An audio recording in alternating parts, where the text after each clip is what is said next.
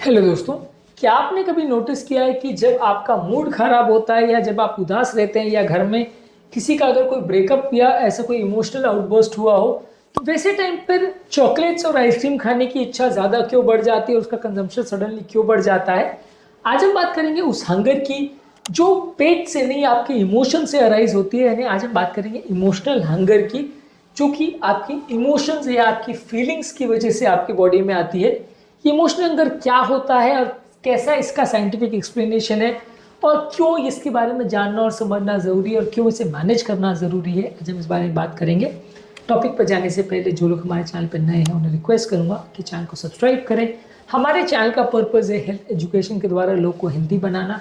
हमारे चैनल के पर्पज़ को आगे बढ़ाने के लिए और लोगों तक इस मैसेज को पहुंचाने के लिए थोड़ा सा टाइम निकाल के चैनल को सब्सक्राइब जरूर करें। कुछ सेकंड्स में हो जाने वाला है स्टेप हमारे चैनल को आगे बढ़ाने में और उसको लोगों तक पहुंचाने में मदद कर सकता है। टॉपिक के दौरान कुछ इंटरेस्टिंग साइंटिफिक फैक्ट्स, कुछ प्रैक्टिकल यूटिलिटी की बातें, कुछ साइंटिफिक स्टडीज, हमारे ओपीडी की कुछ किस्से कहानियां भी आपको बताऊंगा, इसलिए बने रहिए हमारे साथ एंड तक। चलिए शुरू करते हैं हमारे साथ ये हेल्थ का सफर। क्या आपने कभी ऐसा नोटिस किया है कि आप जब इमोशनल होते हैं तो आप ज़्यादा खाते हैं या ज़्यादा मीठा खाते हैं? कमेंट सेक्शन में लिख के हमें बताएं। जब आपका मन उदास होता है तो बॉडी में कॉर्टिसोल बनता है, जो कि आपकी बॉडी को या आपके माइंड को एक तरह से इमोशनल लेवल पे ले आता है, जिसमें आपको ऐसा मनस्थिति बन जाती है कि आपको ज़्यादा मीठा या ऐसी चीज़ें खाने की इच्छा होती है। और ये कॉर्टिसोल आपके ब्रेन को एक तरह से मजबूर करता है कि वो क्विक कंफर्ट के लिए कुछ ऐसे फूड प्रोडक्ट्स खाएं। ये फूड प्रोडक्ट्स जो है आपके ओवरऑल ब्रेन के न्यूरोट्रांसमीटर्स को इस तरह से चेंज करते हैं कि आपको कुछ देर के लिए अच्छा लगता है। 2011 में साइको न्यूरो एंडोक्राइनोलॉजी जर्नल में एक आर्टिकल पब्लिश हुआ था जहां पर बताया गया था कि इमोशनल स्ट्रेस की वजह से आपका हाई फैट हाई शुगर वाले खाना खाने की इच्छा 48% तक बढ़ सकती है। रिसेंटली हमारे पास एक स्कूल टीचर ऐसे आए थे जिनको रिसेंटली अपने जॉब में कुछ स्ट्रेस हुआ था और उसकी वजह से उनका सडनली वेट बढ़ने लगा था। ये इमोशनल स्ट्रेस की वजह से वो डायरेक्टली ही कह रहे थे कि उनका मीठा खाने की इच्छा कंट्रोल ही नहीं हो पाती है, वो अक्सर बहुत ज़्यादा खाते हैं, खाने के बाद कुछ देर तक उनको अच्छा लगता है। तो ऑब्वियसली इस तरह की चीज़ें, ऐसा नहीं है कि सिर्फ किस्से कहानियाँ, कई बार लोग डायरेक्टली इस तरह की इन्फॉर्मेशन हमारे ओपीडीज में वॉलंटियर करते हैं कि मेरी स्थिति खराब होने की वजह से या मूड खराब होने की वजह से वो ज़्यादा खाते हैं। शायद आपने भी इस चीज़ को कभी नोटिस किया हो। लो सेरोटोनिन लेवल जब आपकी बॉडी में रहता है तो आप हाई कार्बोहाइड्रेट फूड प्रोडक्ट्स खाते हैं। ये हाई कार्बोहाइड्रेट फूड प्रोडक्ट्स जो है आपकी ब्रेन को एक टेम्पररी इमोशनल लिफ्ट देते हैं। जर्नल ऑफ साइकेट्री में 1996 में एक आर्टिकल पब्लिश हुआ था जिसमें बताया था कि जो लोग को अगर सीरोटोनिन रिलेटेड मूड सिम्टम्स होते हैं उनको 20 से 30 मिनट में आराम मिल जाता है यदि वो हाई कार्बोहाइड्रेट वाले फूड प्रोडक्ट्स खाते हैं। ऑब्वियसली इसका ये बिल्कुल मतलब नहीं है कि मूड खराब हो तो मूड को अच्छा करने के लिए आपको हाई कार्बोहाइड्रेट वाले फूड प्रोडक्ट्स खाते रहना चाहिए, क्योंकि वो कुछ देर के लिए मूड तो जरूर अच्छा करेंगे लेकिन लॉन्ग टर्म में आपका वजन बढ़ाएंगे, बीमारियां कहीं लेके आएंगे, तो वो लॉन्ग टर्म में आपके लिए ज़्यादा नुकसानदायक है। लेकिन हाँ, ये डेफिनेटली काफ़ी लोग नोटिस करते हैं। हमारे पास रिसेंटली एक MBA स्टूडेंट आए थे जो रिसेंटली बहुत ज़्यादा ब्रेड और चॉकलेट्स और मैदे वाली चीज़ें खाने लगे थे क्योंकि उनका रिसेंटली एक ब्रेकअप हुआ था और उनको डेफिनेटली ये महसूस हो रहा था कि ये खाने के बाद उनको कुछ देर तक अच्छा लगता है, लेकिन वजह से उनका वजन और डायबिटीज़ का कंट्रोल बिगड़ गया था। तो इस तरह की चीज़ें इवन यंग पेशेंट में भी देखने को मिलती है जहाँ लोगों को बीमारियाँ चालू हो जाती है सिर्फ इमोशनल ईटिंग की वजह से। जब आपका मन उदास होता है तो आपका सेल्फ कंट्रोल कम हो जाता है, आपका डिसीजन मेकिंग कैपेसिटी कम हो जाती है और आपको खाने की ज़रूरत है या नहीं ये सोचने समझने की क्षमता कम हो जाती है। इसकी वजह से भी इमोशनल डिस्ट्रेस की वजह से लोग के फूड चॉइसेस चेंज हो जाते हैं। आपको क्या खाना है, क्या हेल्दी है, क्या अनहेल्दी, ये सोचने समझने की क्षमता कम हो जाती है।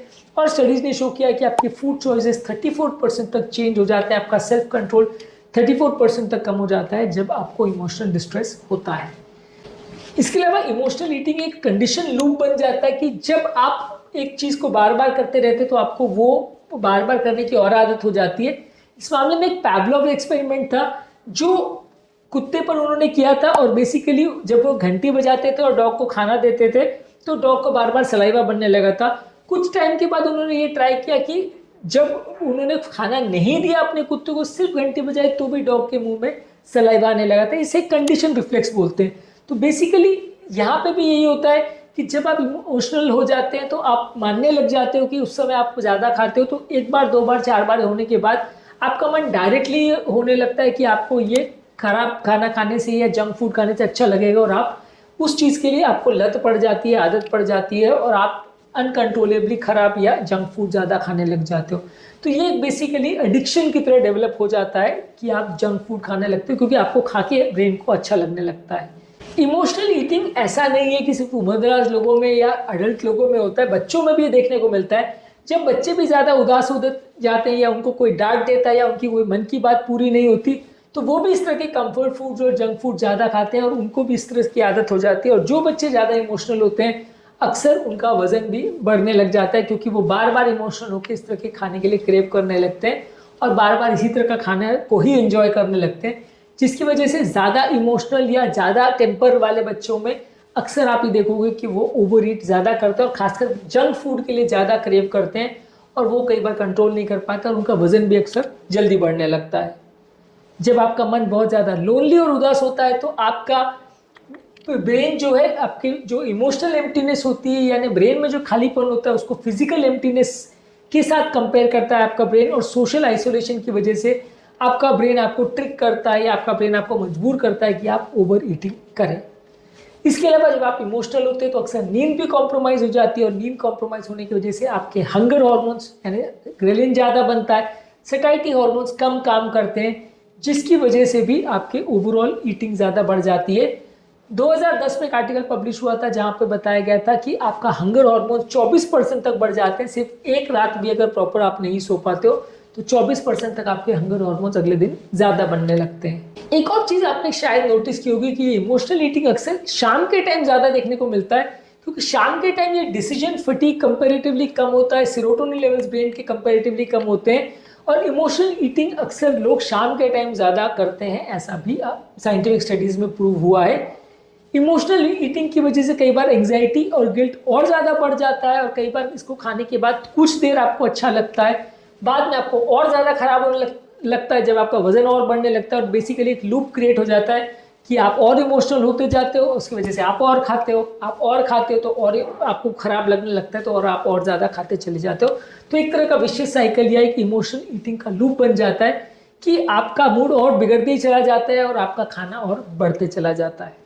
ये फूड को ब्रेन एक इमोशनल पेन किलर की तरह से लेता है, जिसकी वजह से कोई नेगेटिव इमोशन जब भी बॉडी में आते हैं तो वो हमारे प्री फ्रंटल कॉर्टेक्स को अफेक्ट करते हैं, जिससे हमारा ओवरऑल इम्पल्सिव बिहेवियर बढ़ जाता है और हमारा सोचने समझने की क्षमता कम हो जाती है और हम ज़्यादा खाने लग जाते हैं।